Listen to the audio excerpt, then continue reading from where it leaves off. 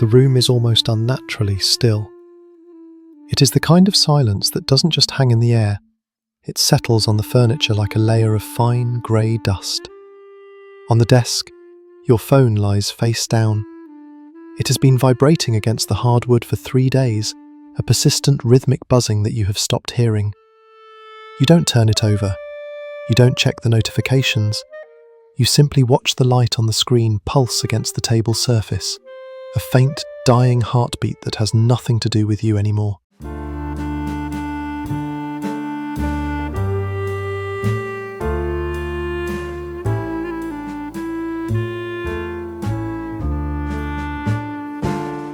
The air in the room feels thick, viscous, like you are moving through heavy water at the bottom of a deep ocean.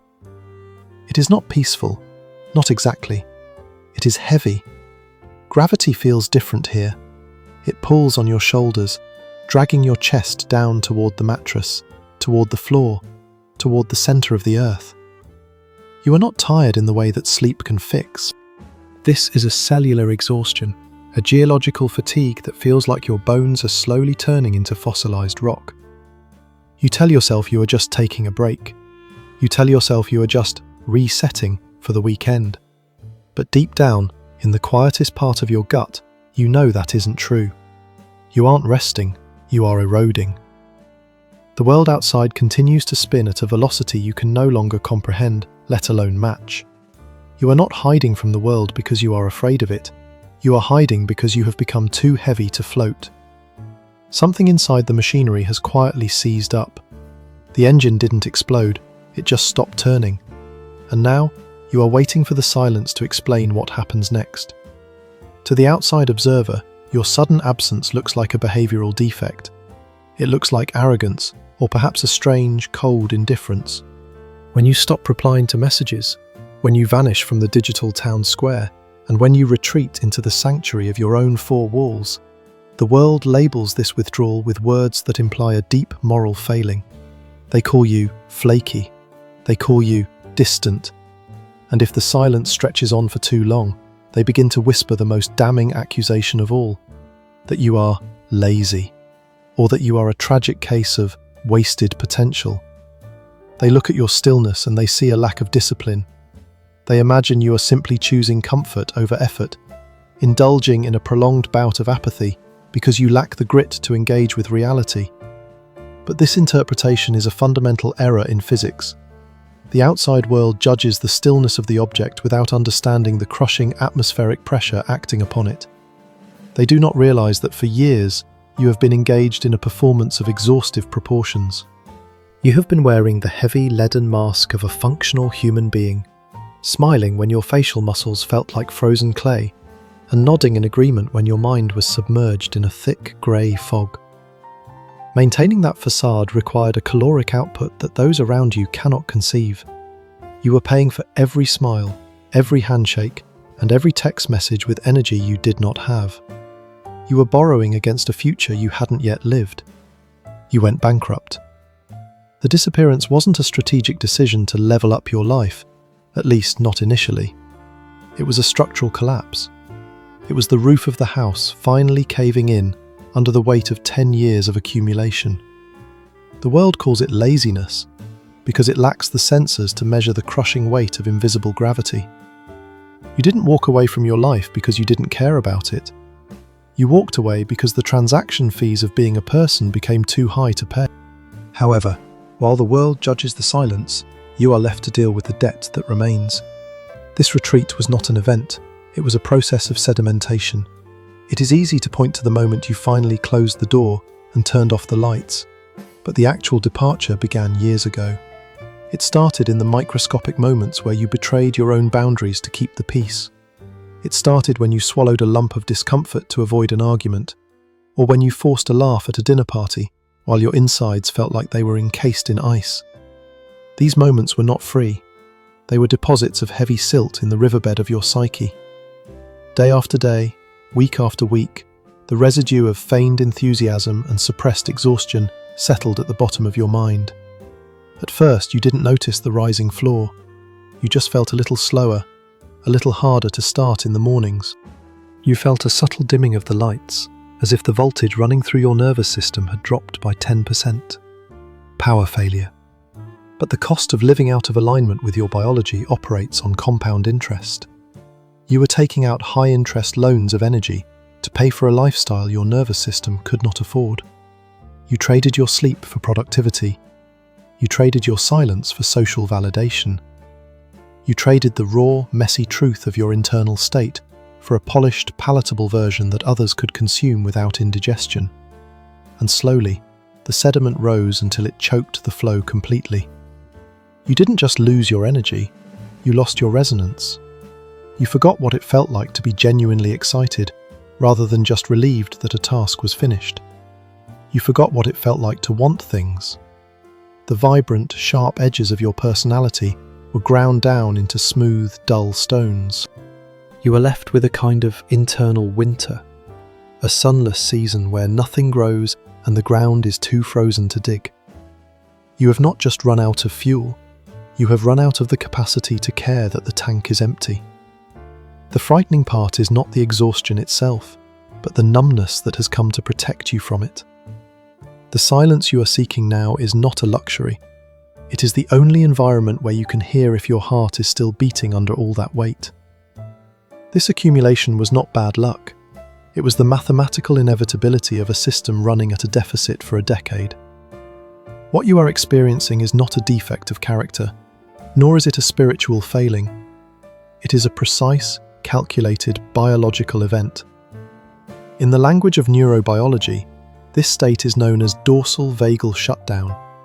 It is the most ancient defensive protocol stored within your autonomic nervous system, a relic from a time when we were not apex predators, but prey.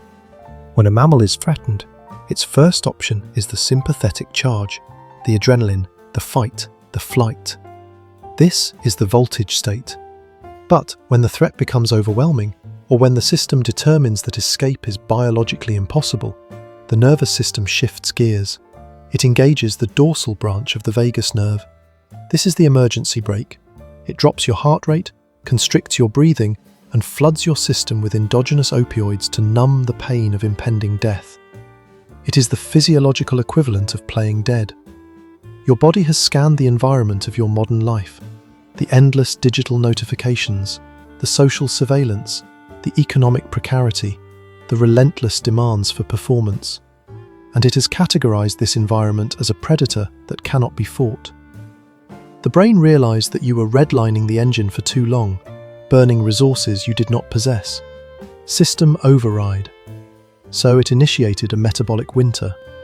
It stripped away your motivation, your joy, and your energy, not to punish you, but to force you into conservation mode.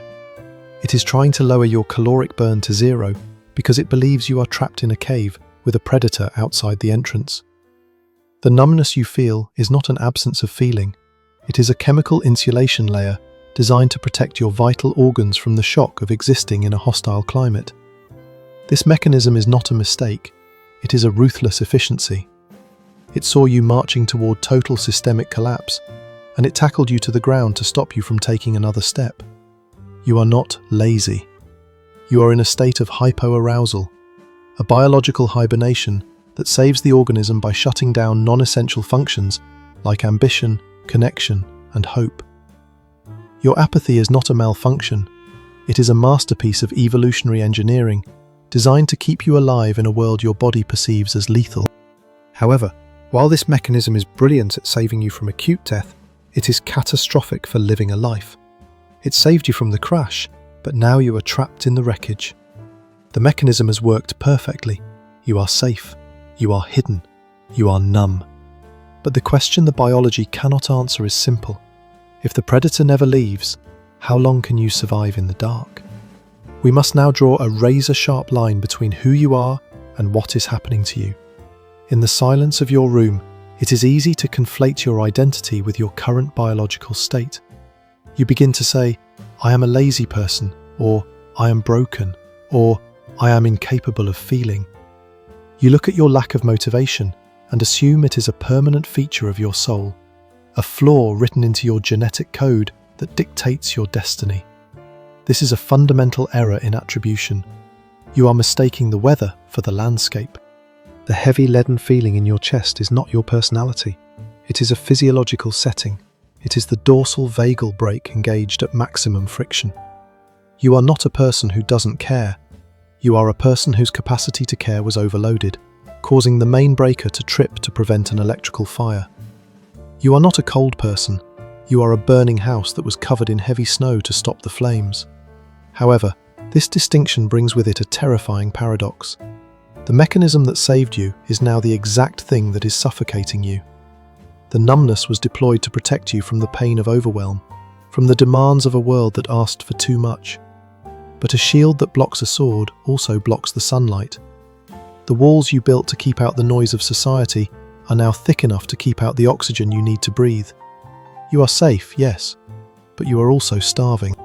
The tragedy of this state is that the longer you remain in the safety of the void, the more you forget what it feels like to be alive.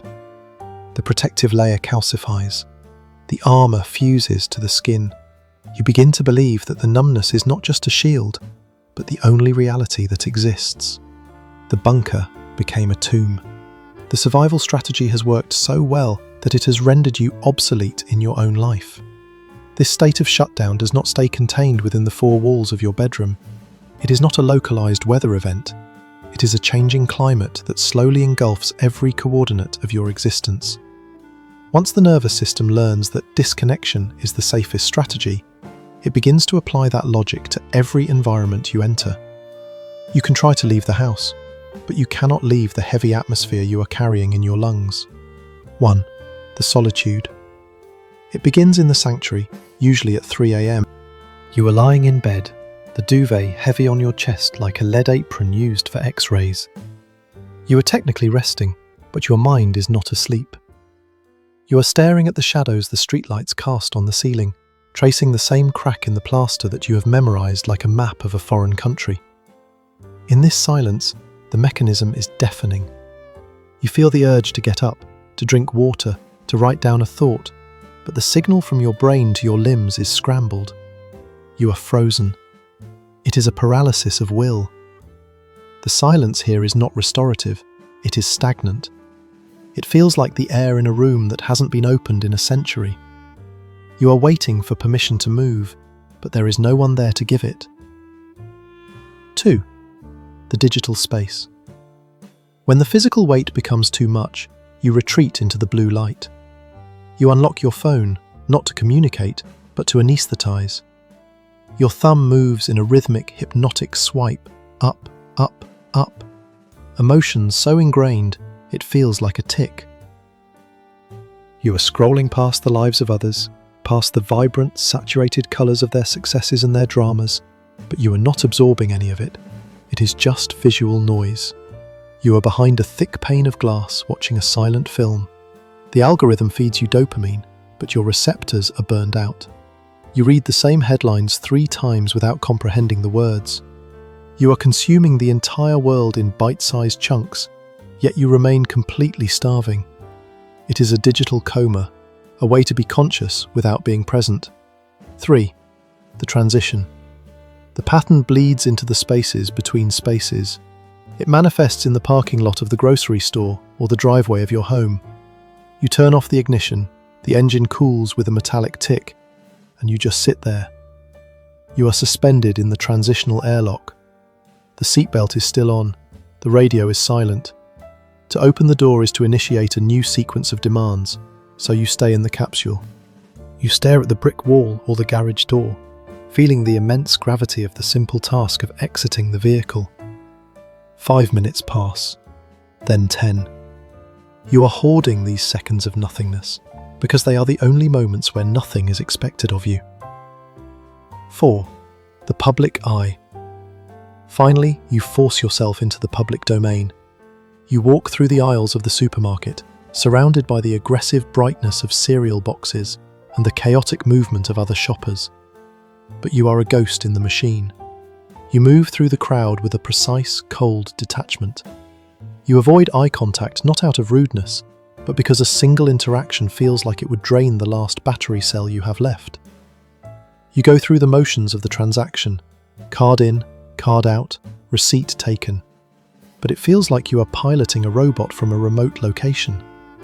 The world is in high definition, screaming with colour and urgency, but you are rendering it in grayscale. The mechanism has expanded its territory. It is no longer just a reaction to stress. It has become the filter through which you process reality. It is inescapable. We must now look at the actuarial tables of your existence. We must calculate the compounding cost of this strategy over a timeline of 5, 10, or 20 years. If you remain in this state of preservation, this biological deep freeze, you will indeed survive. The predator will not eat you. The stress will not kill you. You will successfully avoid the heartbreak of failure, the sting of rejection, and the chaotic noise of the marketplace. You will be perfectly, hermetically safe. But this safety is not free. It is being purchased at a premium that is bankrupting your soul. The cost of dorsal vagal protection is the complete atrophy of your capacity to engage with the world. By shutting down your sensitivity to pain, you have inadvertently severed your connection to pleasure. The mechanism is a blunt instrument. It cannot distinguish between the fire that burns you and the warmth that comforts you. It dampens everything. You are trading the sharp, terrifying edges of reality for a smooth, grey flatline. You are selling your creativity, for creativity requires friction, and you have eliminated all friction.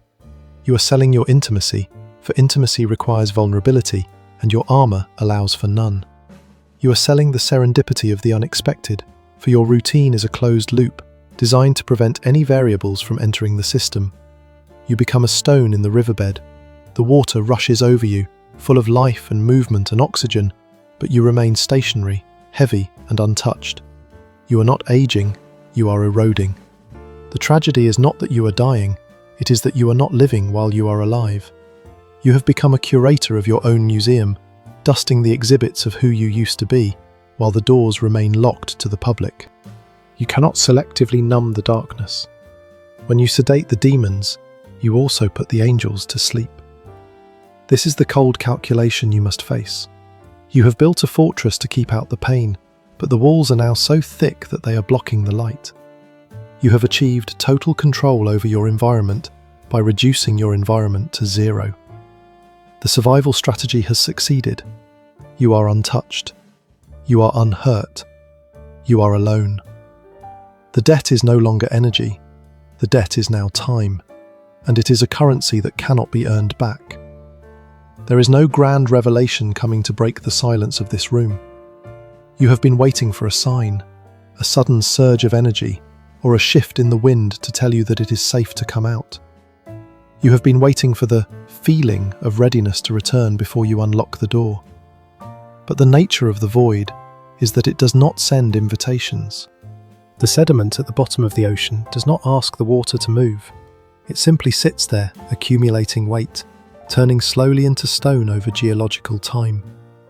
The cold realization you must sit with is that the mechanism will not turn itself off.